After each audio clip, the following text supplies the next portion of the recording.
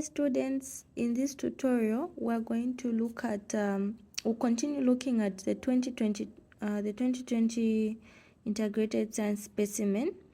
In the first video we looked at the multiple choice question 1 to 20, and this second video we're going to tackle question 1 to 5 section B.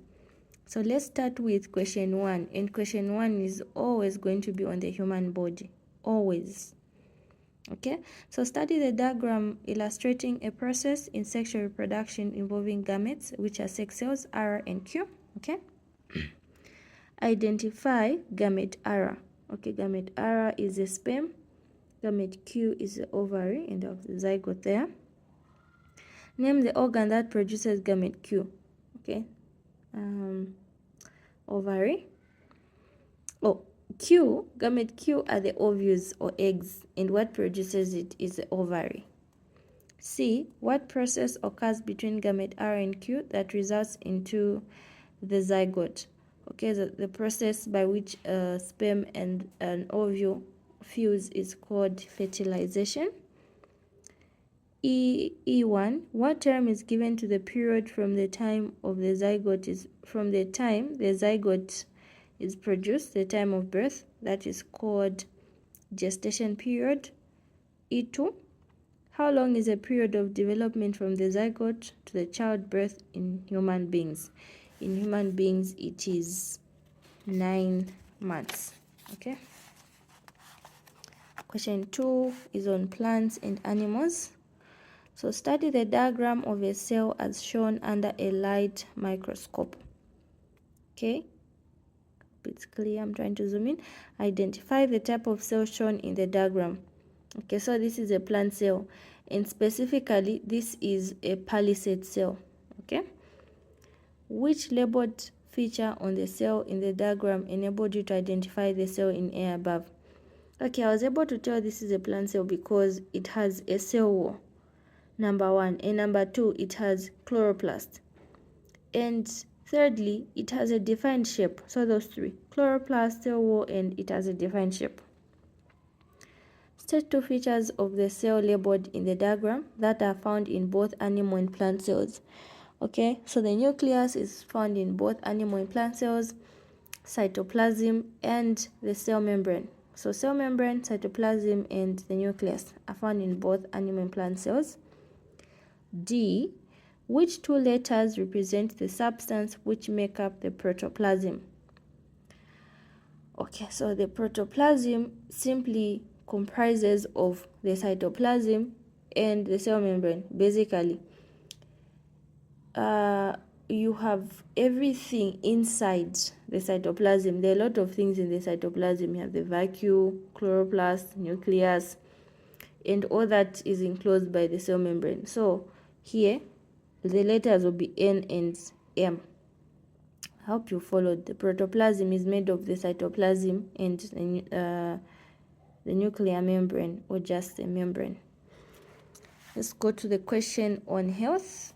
So the question on health either comes section A, the way it will come is that they're going to ask you on a deficiency disease, or usually it's on a deficiency disease, and I think we discussed this in the first part, where we're talking about the type of nutrients, what their sources are, and what happens if you lack any of them.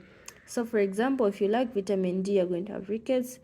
If you lack vitamin A, you're going to have night blindness. If you lack protein, you're going to have kwashiorkor. If you lack carbohydrates, you have marasmus, and so on and so forth. Okay, if you lack iodine, you're going to have a goiter. So back to our question here. The following are examples of nutritional deficiency diseases. You have 3 of them there. Firstly, you have marasmus, you have kwashiorkor, and thirdly, you have scurvy. What shortage of nutrients results into marasmus? I have discussed this already, not so. So marasmus, it's carbohydrates. Kwashiorkor, it is proteins or proteins. B, state the symbols of a person suffering from scurvy. Scurvy is how can I explain scurvy in local language? Scurvy is a... I don't even know how to speak Nyanja. I only know Tonga, guys. I'm sorry. But I'll try to explain in Nyanja because most people know Nyanja. Scurvy is tulonda tuja tumapezeka mu magums. Those tuma white, they look whitish like that. They are found on your gums and they are so painful. That's scurvy. Basically, that's how I can explain it in simple language. So scurvy, I already explained this. It is caused by lack of vitamin C. And then B2, marasmus.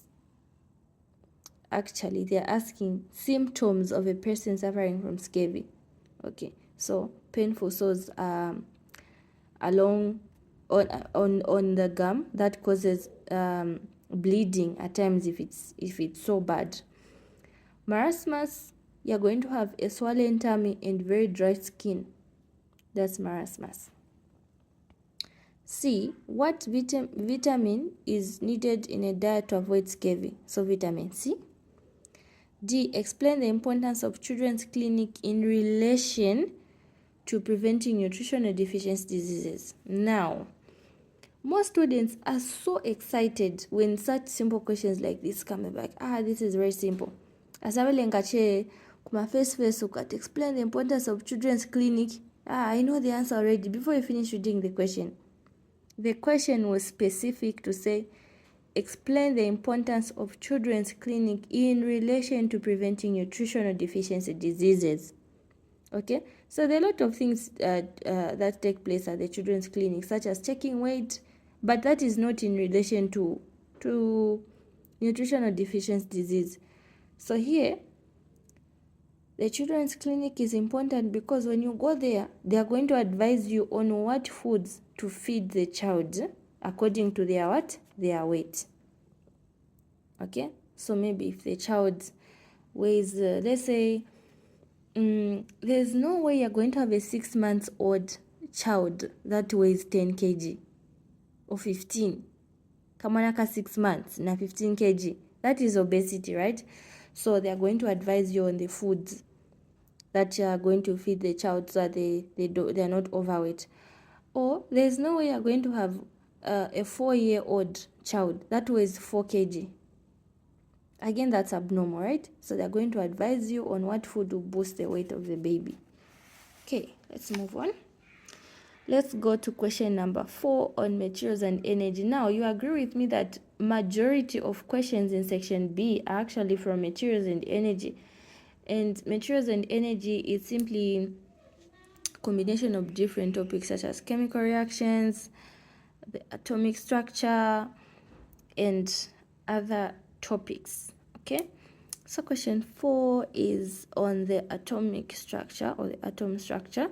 The diagram below illustrates a model of a tiny particle that form matter. Let me zoom in the picture. Okay, you have seen there. What do you call the tiny particles that make up matter? Okay, those are called atoms. Very simple, that's why it is 1 mark. From the diagram, identify the electrons. So the electrons are the particles found in the shells, which is N. The nucleus is what is you find at the end, at the center, which is a letter. Sorry, I'm not wearing my glasses. That should be P, right? Okay, this right here, this here, this should be letter P. That is a nucleus. What is a molecule? Okay, remember when we're looking at section A, I mentioned quite a number of things that you should be able to define, and I remember mentioning a molecule. You should be able to define what a molecule is. So a molecule is simply a substance that is made up of 2 or more atoms that are chemically combined, but these should be non-metals. So a molecule is a substance that is made up of 2 or more non-metals that are chemically combined. That's the simplest definition I can give. Okay, so D, what substance is formed when hydrogen and oxygen are chemically combined? So, hope this will be clear. Okay, let me do it from here. So you have hydrogen and you have oxygen. Remember, I always emphasize, I say you're supposed to know the chemical symbols of the first 20 elements in the periodic table, because they can ask you to write, to combine any two of them, or they can ask you they can give you a name and say what symbol is it, or they can actually say write down any two chemical symbols of any atoms from the periodic table. So the first 20 elements, you should know them by heart. So this is for hydrogen and this oxygen. When you combine these two, you form H2O. Okay, H2O is water. Okay. Give one example of a molecule with the same type of atom. Okay, so with the same type of atom, what they mean? Something that appears like this, O2. Hydrogen is not what is, because it's just H. Okay, O2. We have oxygen.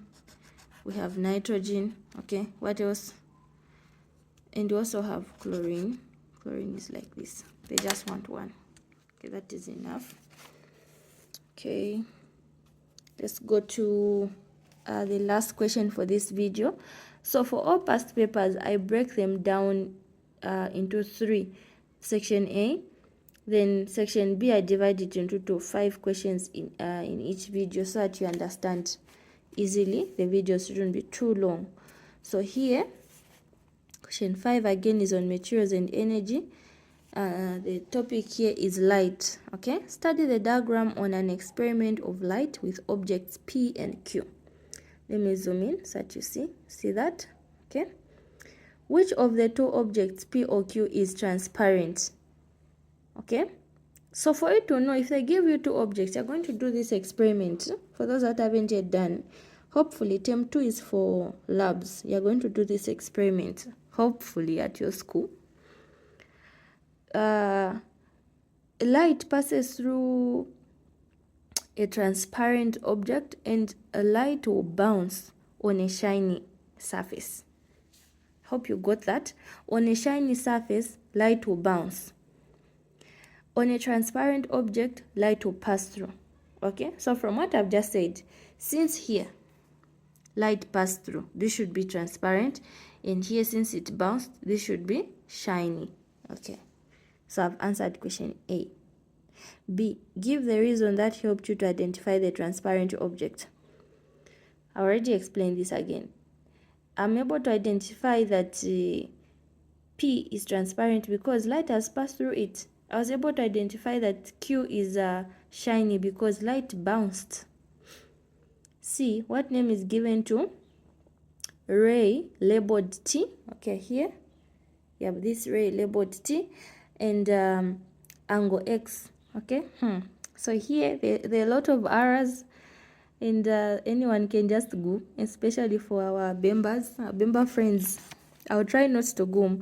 So the ray labeled T is called refracted ray.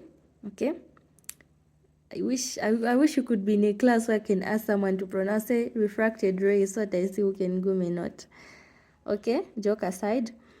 So T is refracted ray, and then angle X is called the reflection angle. So please, science is very funny. Please just go through your speaking, but writing, make sure you put where there's supposed to be error, you put error. So here if you swap, let's say here where I'm saying refracted ray, you say reflected ray, meaning it will be a whole different thing. Please, please, please.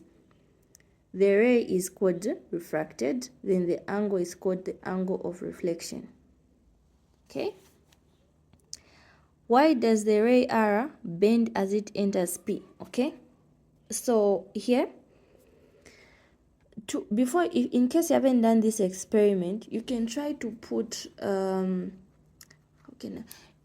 you can get a dish, panyumba, a dish, and just a small stick, a bit long. See what happens when you just place, if you're hold the stick and place it in the bowl. Okay, when you just place it, it will have a certain angle, it will go in the water. But as it enters deeper, if you try to leave it a bit, it will stop going straight, it will try to bounce, it will try to, okay, the angle at which it entered will change. Why? It's because the denser or the deeper you go, then the angle will change. Remember this angle we're talking about from the ray. Actually, the ray will change. I hope that was helpful. You can try to do that experiment and let me know what you find out in the comment section or inbox me. Please practice as many past papers as you can, and remember to comment, like, and subscribe to my YouTube channel.